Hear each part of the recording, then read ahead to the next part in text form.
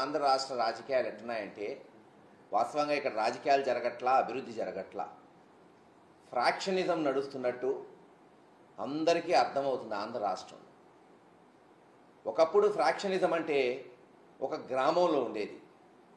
ఆధిపత్య పోరు కొరకు ఒకళ్ళ మీద ఒకళ్ళు కేసులు పెట్టుకునేవాళ్ళు. అది దాదాపు మరి గొడవల వరకు, హత్యల వరకు పోయిన దాఖలాలు రాయలసీమలో కానీ పల్నాడులో చూసాం. బాంబు దాడులు కానీ, రిగ్గింగ్లు కానీ. కానీ 2024 సంవత్సరం నుంచి ఆంధ్ర రాష్ట్రంలో ఒక కొత్త రాజకీయం, ఫ్రాక్షన్ రాజకీయం మనం ప్రభుత్వ స్థాయిలో చూస్తున్నాం. గతంలో ఎన్నడూ లేదు. ఆంధ్ర రాష్ట్రం ఏర్పడి బహుశా 1955-56 నుంచి 2024 వరకు సుమారు 69 సంవత్సరాల్లో ప్రభుత్వాలు వచ్చినాయి. పైన ముఖ్యమంత్రులు ఉండేవాళ్ళు, ఎవరి పని వాళ్ళు చేసుకున్నారు, గెలిచారు, ఓడారు. ఎక్కడో గ్రామ లెవెల్లో గొడవలు ఉండేవి. కానీ ఇప్పుడు 2024 నుంచి మీరు గమనిస్తే ప్రతిపక్ష నాయకుడిని అనకదొక్కాలి. ప్రతిపక్ష పార్టీలోని సోషల్ మీడియా వాళ్ళు కావచ్చు, నాయకులు కావచ్చు, ఎమ్మెల్యేలు, మాజీ మంత్రులు, ఎవరైనా, మాజీ ఎంపీలు, లేదు ఇప్పుడున్న ఎంపీలు కావచ్చు, ఎమ్మెల్యేలు కావచ్చు, అక్రమ కేసులు పెట్టడం, అక్రమంగా వాళ్ళని జైళ్ళకు పంపించడం, చివరకు ఐఏఎస్ ఐపీఎస్ని కూడా రిటైర్ అయిన వాళ్ళు కావచ్చు, ఇప్పుడు పనిచేస్తున్న వాళ్ళని సస్పెండ్ చేసి వాళ్ళ మీద కేసులు పెట్టి అనగదొక్కాలి. ఎట్టుందంటే వాళ్ళకు అవకాశం ఇచ్చింది తెలుగుదేశం పార్టీకి, చంద్రబాబు నాయుడు గారికి, లేదు జనసేన బీజేపీకి ఒక అవకాశం ఇచ్చారు జనం. మీరు ఇచ్చిన హామీలు నిలబెట్టుకోండి, ఎవరూ దానికేమో అడ్డం తగలట్లేదు. వైఎస్ఆర్సీపీ పార్టీ కావచ్చు, జగన్మోహన్ రెడ్డి గారు కావచ్చు, ఇంకా చేయమని మేము డిమాండ్ చేస్తున్నాం. బాబు మీరు ఇచ్చిన హామీ నిలబెట్టుకోండి, ప్రజలకి న్యాయం చేయమని అడుగుతున్నాం. అది చేయలేకపోగా జగన్మోహన్ రెడ్డి గారికి మాకు అడ్డం, రేపు మళ్ళీ అధికారంలోకి వస్తాడేమో, సంవత్సరంలోనే ఈ ప్రభుత్వం భ్రష్టు పట్టిపోయింది, అక్కడేమో గ్రాఫ్ పెరిగిపోతుంది, అంతంత మాత్రాన గతంలో వాళ్ళు చెప్పినవన్నీ అబద్ధాలుగా ప్రజలు గమనిస్తున్నారు. మళ్ళీ జగన్మోహన్ రెడ్డి గారు ఈరోజు మీరు చూస్తున్నారు, ఎక్కడికి పోయినా బ్రహ్మరథం పడుతున్నారు. వాస్తవంగా మొన్న తెలుగుదేశం అనుబంధ ఛానల్లోనే చెప్పారు, చంద్రబాబు నాయుడు గారు ఓడిపోతే మళ్ళీ తేరుకోవడానికి, పార్టీని నిలబెట్టడానికి 2-3 సంవత్సరాలు పట్టింది. అక్కడ తెలంగాణలో కేసీఆర్ గారికి 1-2 సంవత్సరాలు పట్టింది. ఇక్కడ జగన్మోహన్ రెడ్డి గారు 2-3 నెలల్లోనే బ్రహ్మాండంగా తిరుగుతున్నాడు, తిరుగుబాటు చేస్తున్నాడు ప్రభుత్వం మీద అని. ఇవన్నీ గమనించి ఎలాగన్నా అనగదొక్కాలి, వైఎస్ఆర్సీపీ పార్టీని, కార్యకర్తల్ని భయపెట్టాలనే కోణంతో అక్రమ కేసులు. ఈరోజు లిక్కర్ కేసు, స్వయాన జగన్మోహన్ రెడ్డి గారి దగ్గర పనిచేసిన ఐఏఎస్ ధనంజయ రెడ్డి గారు కావచ్చు, గత 20-30 సంవత్సరాల నుంచి ఓఎస్డీగా పనిచేస్తున్న కృష్ణమోహన్ రెడ్డి గారిని, అనేక మందిని, రాజశేఖర రెడ్డిని, లేదు అనేక మందిని, అసలు ఎట్టి పరిస్థితుల్లో బెవరేజెస్ కార్పొరేషన్ కానీ, లిక్కర్కి కానీ సంబంధం లేని వాళ్ళని ఆధారాలు లేకుండా కేవలం తీసుకొచ్చి ఇదిగో 3,000 30,000 వాళ్ళకి ఇష్టం వచ్చినట్టు ఒక్కొక్క దగ్గర ఒక్కొక్క మాట్లాడుతున్నారు తెలుగుదేశం నాయకులు. ఒకళ్ళు 3,000 అంటారు, ఒకళ్ళు 13,000 కోట్లు అంటారు, ఇంకొకళ్ళు 16,000 కోట్లు స్కామ్ జరిగింది. ఏదైనా చెప్పచ్చు కదా, అబద్ధం ఆడడానికి దానికి రుజువు ఎందుకు? ఎంతైనా చెప్పచ్చు.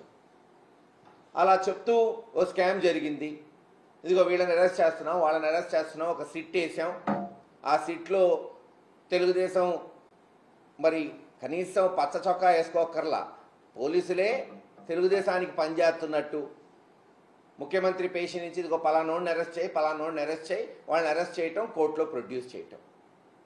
చివరికి కోర్టులో కూడా ఏమైనా సాక్ష్యాలు ఉన్నాయని అడిగితే ఇస్తాం, త్వరలో ఇస్తాం, ఎప్పుడు ఇస్తారో తెలీదు. కేవలం ఏంటంటే అరెస్ట్ చేయాలి, ఈ కేసు నిలబడిద్దా, రేపు అసలు ఇది అసలు శిక్షలు పడతాయి, ఏం లేవని వాళ్ళకి తెలుసు, కానీ మేము అరెస్ట్ చేస్తాం అంతే. దేశంలో అంతే కదా, అరెస్ట్ చేసిన తర్వాత ఎవరైనా సరే ఆ ముద్దాయిలు మళ్ళీ రేపు 5 ఏళ్లకో 10 ఏళ్లకో నిర్దోషులుగా తేల్తారు. కానీ ఏం చేయగలుగుతాం, లూపోల్ ఉంది దేశంలో, చట్టంలో. అలా ఈరోజు జగన్మోహన్ రెడ్డి గారిని వాళ్ళ సొంత మనుషుల్ని అరెస్ట్ చేయటం, ఇంకో కొంతమంది ఛానళ్ళు జగన్మోహన్ రెడ్డి గారిని కూడా అరెస్ట్ చేసేస్తాం, బిగ్ బాస్ వరకు వెళ్ళిపోతాం, తాడేపల్లి వరకు వెళ్తాం. గతంలో కూడా ఇదే జరిగింది. ఒకసారి మన జ్ఞాపక శక్తిని ఒక 10-15 సంవత్సరాలు వెనక్కి తీసుకురండి. 2010 సంవత్సరంలో కూడా ఆ రోజు కాంగ్రెస్ పార్టీ, మేము కూడా ఆ రోజు ఆ పార్టీలోనే ఉన్నాం, ఎంతో పదిలంగా ఉంది రాష్ట్రంలో, 40% ఓటు బ్యాంక్, 40-40%తో. జగన్మోహన్ రెడ్డి గారు తన సొంత పార్టీ పెట్టుకుంటే చిలక్కి చెప్పినట్టు చెప్పారు కాసు కృష్ణారెడ్డి గారు, వాళ్ళు ఎవరి ఇష్టం వాళ్ళు ప్రజాస్వామ్యంలో అక్రమంగా కేసులు పెట్టద్దు అని. విన్నారా? ఎలా ఏం జరిగింది? 40% ఓటు చేరున్న కాంగ్రెస్ పార్టీ 2% వచ్చింది ఆంధ్ర రాష్ట్రంలో. అక్రమంగా జగన్మోహన్ రెడ్డి గారిని అరెస్ట్ చేసి అక్రమంగా జైల్లో పెట్టి 16 నెలలు. ఏమన్నా తేలిందా? ఇప్పటివరకు 15 సంవత్సరాలు అయింది. అవే మళ్ళీ రిపీట్. మొన్న కూడా చెప్పా, సేమ్ అదే రిపీట్, అదే పత్రికల్లో అదే రకంగా తప్పుడు రాతలు, అబద్ధపు రాతలు, చెప్పిందే చెప్పటం, దాని మీద విశ్లేషణలు పెట్టడం, అరెస్టులు చేయటం, కేసులు పెట్టడం. తుడిచిపెట్టుకుపోయింది కాంగ్రెస్ పార్టీ ఆంధ్ర రాష్ట్రంలో. రేపు అదే జరగబోతుంది తెలుగుదేశం పార్టీ. అవకాశం ఇచ్చింది ప్రజలు మంచి చేయడానికి, అది వదిలేసి ఇచ్చిన హామీలు నిలబెట్టుకోవటం అది తుంగలో దొక్కేసి ఈరోజు కేవలంగా అభూత కల్పన కల్పిస్తూ, అప్పుడేవో బ్రాండ్లు ఉన్నాయి అమ్మేశారు, మరి ఈరోజు అదే బ్రాండ్లు వస్తున్నాయి కదా. ఈరోజు జగన్మోహన్ రెడ్డి గారి హయాంలో ఉన్న బ్రాండ్లే ఈరోజు వచ్చినాయి. మహా అయితే ఇంకో 2-3 యాడ్ అయినాయి అంతే. పోనీ ఆ బ్రాండ్లు ఏమన్నా అమ్మకుండా ఉన్నారా? బ్రాండ్లు అనేది ఎవరైనా పెట్టచ్చు, మార్కెట్లో ఎవరైనా కొనుక్కోవచ్చు. మరి అవే వస్తున్నాయి, ఇంకా ధర ఎక్కువకు వస్తున్నాయి. ఆ రోజున వైన్ షాప్స్ అంతా ప్రభుత్వం నడిపింది. ఎక్కడా వైఎస్ఆర్సీపీ నాయకులకు కానీ ఎమ్మెల్యేలకు కానీ దానికి సంబంధమే లేదు. రెంట్లు గవర్నమెంట్ కట్టింది, ఎంప్లాయీస్, కాంట్రాక్ట్ ఎంప్లాయీస్ జీతం గవర్నమెంట్ ఇచ్చింది, ధరలు ప్రతి బాటిల్ అమ్మింది ప్రభుత్వమే. ప్రభుత్వ అధికారుల కనుసన్నల్లో జరిగింది. అంటే డిపో మేనేజర్ల దగ్గర నుంచి ఎన్ని వేల మంది ఎక్సైజ్ స్టాఫ్ దాంట్లో ఇన్వాల్వ్ అయి ఉంటారు చెప్పండి. అంటే వాళ్ళు ఎవ్వరూ తప్పు చేయలేదంట, పైన ఒక్క ముఖ్యమంత్రి గారితో. అదెట్ట కుదిరిద్ది? అసలు ఏమన్నా అర్థం ఉందా దీంట్లో? ఈ రోజున మరి ఎవరు నడుపుతున్నారు వైన్ షాపులు చెప్పండి? ప్రతి తెలుగుదేశం ఎమ్మెల్యే వాటా లేకుండా ఒక వైన్ షాప్ ఉందా? తెలుగుదేశం కార్యకర్తలు నాయకులు లేకుండా ఒక వైన్ షాపులో ఒక బాటిల్ అన్న అమ్ముతున్నారా?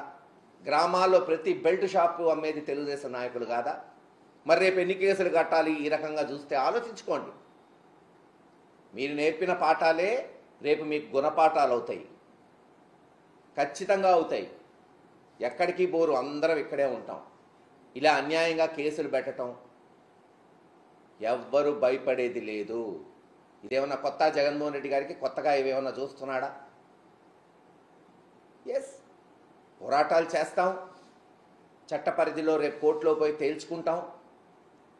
మీరు చెప్పిన ఈ కేసులన్నీ నిలబడే కాదని మారుమూల గ్రామంలో ఉన్న ప్రజలు కూడా చెప్తున్నారు. ఈరోజు రాజకీయం ఏముంది? ఈరోజు సోషల్ మీడియా వచ్చిన తర్వాత అరచేతిలో ఉంది రాజకీయం.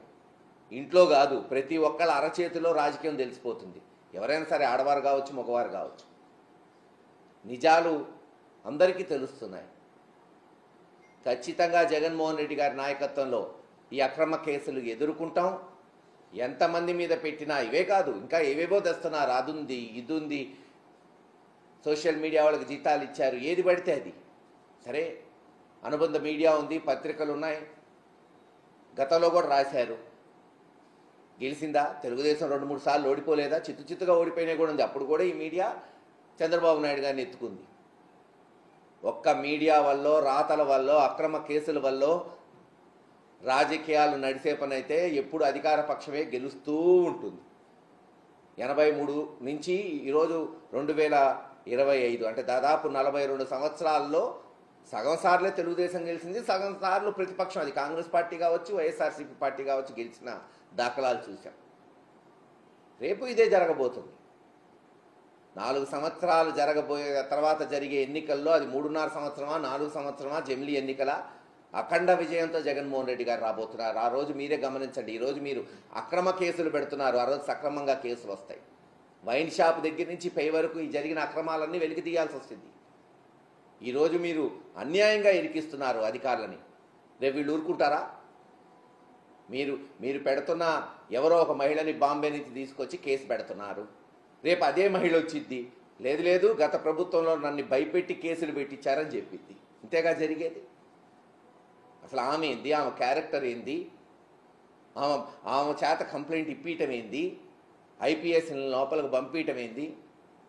రేపు ఆమె మళ్ళీ చెప్పిద్ది, లేదు గతంలో నా చేత అబద్ధమాడిచ్చారు ఆ రోజున్న కూటమి ప్రభుత్వం, నన్ను బెదిరించి కేసు పెట్టించారని చెప్పింది. అప్పుడు ఏం చేస్తారు? ఆలోచించుకోండి. ఒక్క ఓటు కూడా దీనివల్ల మారేది ఉండదు. ఇంకా ప్రతిపక్షానికి ఏదైతే వైఎస్ఆర్సీపీ పార్టీకి లక్షల ఓట్లు మారుతున్నాయి ఈ సంవత్సరంలో. అయ్యో అనవసరంగా ఈ కూటమి ప్రభుత్వానికి ఓటేశామో, ఇంకా ఎక్కువ ఇస్తా అన్నారు జగన్మోహన్ రెడ్డి గారి కన్నా, ఆశపడ్డాం, ఈరోజు దగా పడుతున్నాం. జగన్మోహన్ రెడ్డి గారు ఉంటే కనీసం ఆ 13,500 అన్నా రైతు భరోసా వచ్చేది, ఆ 15,000 అన్నా అమ్మఒడి వచ్చేది, ఆ ఆసరా వచ్చేది, ఆరోగ్యశ్రీ సక్రమంగా నడిచేది, ఫీజు రీఎంబర్స్మెంట్ పిల్లలకి ఈ సంవత్సరం ఫీజులు కూడా కట్టల, కనీసం స్కాలర్షిప్లు కూడా ఇవ్వాలి ప్రభుత్వం. అనగదొక్కాలి అనే ఒకే ఒక జపంతో ముందుకు పోతున్నారు. ఖచ్చితంగా వచ్చే కాలంలో క్షేత్రస్థాయికి పోయి పోరాటాలు చేసి ప్రజలకి నిజాలు తేటతలమయ్యేటట్టు చెప్పి, ఎట్టి పరిస్థితుల్లో కోర్టులలో పోరాటాలు చేసి న్యాయస్థానంలో న్యాయం గెలిచేటట్టు చేసి బెయిళ్లు తీసుకొని వచ్చి కూడా పోరాటాలు చేసి మళ్ళీ వైఎస్ఆర్సీపీ పార్టీని గెలిపించుకుంటామని తెలియజేస్తున్నాం.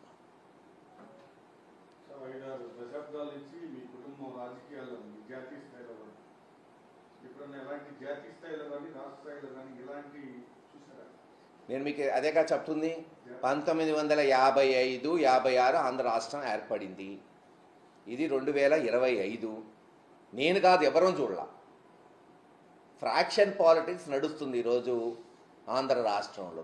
ఫ్రాక్షన్ అంటే ఏంటి? ఆధిపత్య అవతల వాడిని అనగదొక్కాలని అక్రమ కేసులు పెట్టడం, తొక్కాలని చూడటం. అది జరగదంటున్నా. ప్రజాస్వామ్యంలో అది గతంలో జరగలేదు, రేపు జరగదు. ఇప్పుడంటే ఏదో ఎమ్మెల్యే లెవెల్లోనో గ్రామ లెవెల్లోనో చూసేవాళ్ళం, ఈరోజు రాష్ట్ర లెవెల్లో చూస్తున్నాం. ఖచ్చితంగా 40% ఓట్ చేరున్న జగన్మోహన్ రెడ్డి గారికి ఇప్పటికే అది 46, 47కి వచ్చేసింది. భారీగా పెరిగింది. అవి వాళ్ళకి తెలుసు కాబట్టే కదా.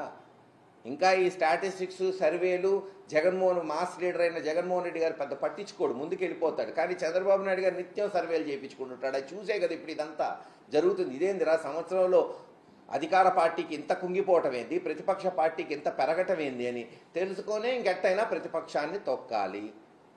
ఎందుకంటే ఆయన ఇచ్చిన హామీలు నిలబెట్టుకోలేరని తెలిసిపోయింది కదా. కుదరదు, ఇచ్చేటప్పుడే తెలుసు. కానీ ఇప్పుడు ప్రజలకు తెలిసింది. అప్పుడు చంద్రబాబు నాయుడు గారికి తెలుసు, ఇప్పుడు ఆంధ్ర రాష్ట్ర ప్రజలకు తెలిసింది. ఇవి జరగదు, జరిపించరు. ఒకవేళ జరిపించినా లబ్ధిదారులు 50%, 60% ఇస్తారు, మిగతా 40% రిబెల్ అవుతారు. 80 లక్షల మంది పిల్లలు ఉన్నారంటున్నారు. ఈరోజు అమ్మఒడి కింద వాళ్ళు ఇచ్చే పేరు ఏదన్నా కానీ, తల్లికి వందనం కానీ ఇంకోటి కానీ రేపు ఇస్తారా చూద్దాం. 80 లక్షల మందికి ఇవ్వరు. 50 లక్షలకో 60 లక్షల మందికి ఇచ్చి మేము ఇచ్చేసామని చూసారా, అందరికి ఇచ్చామని చెప్పుకుంటారు. మిగతా 30 లక్షల మందిలో ఖచ్చితంగా తిరుగుబాటు వచ్చింది. తిరుగుబాటు వచ్చినప్పుడు వాళ్ళు జగన్మోహన్ రెడ్డి గారి వైపు చూస్తారు. అందుకని ఇప్పుడు జగన్మోహన్ రెడ్డి గారికి మసిపూసి మారేడుకాయ పూసి జైల్లో పెట్టి, ఓ ఇలాగుంది అలాగుంది. గతంలో కూడా ఎన్ని జరిగినాయి కదా అంటున్నా. ఇదేమన్నా ఈరోజు కొత్తగా జరుగుతుందా? 2010లో కాంగ్రెస్ పార్టీ అవలంబించింది, మట్టి గరిసిపోయింది. ఈరోజు అదే జరిగింది తెలుగుదేశానికి కూడా రేపు. కానీ అన్నీ చూస్తాం. ఇందాక చెప్పినట్టు పోరాటాలకి అందరం కూడా సమాయత్తం అవుతున్నాం.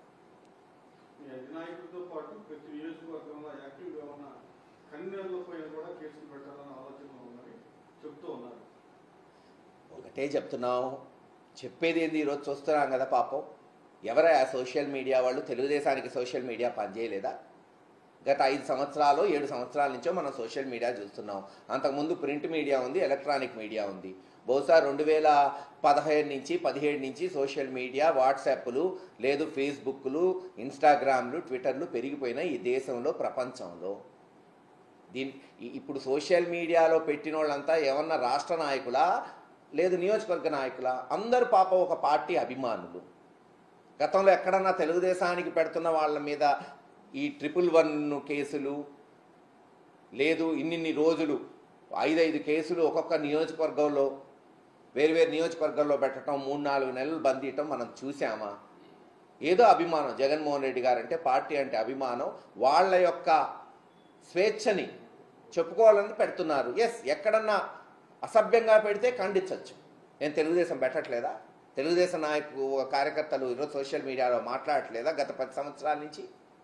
ఈరోజు మీరు 5-6 నియోజకవర్గాల్లో పెట్టారు, రేపు 175 నియోజకవర్గాల్లో పెడతాం.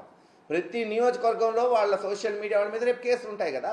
మీరు చూపెట్టిందే కదా. అదే చెప్తున్నా, మీరు నేర్పించిన పాఠాలు రేపు గుణపాఠాలు అవుతాయి. ఆ రోజు ఏం చేస్తారు?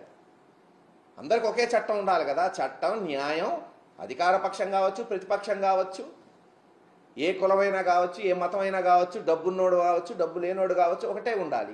మీరు వ్యత్యాసం చూపలేరు. మీరు ఒక మార్గం చూపితే అది అదే మీకు తగిలిద్ది. ఖచ్చితంగా ఎదుర్కొంటాం. ఎవ్వడు మనోధైర్యం కోల్పోలేదు. ఇంకా మీరు చూస్తున్నారు రెట్టింపు ఉత్సాహంతో పనిచేస్తున్నాం. అది ఇంకా పెరిగేదే కానీ తరిగేది కాదు.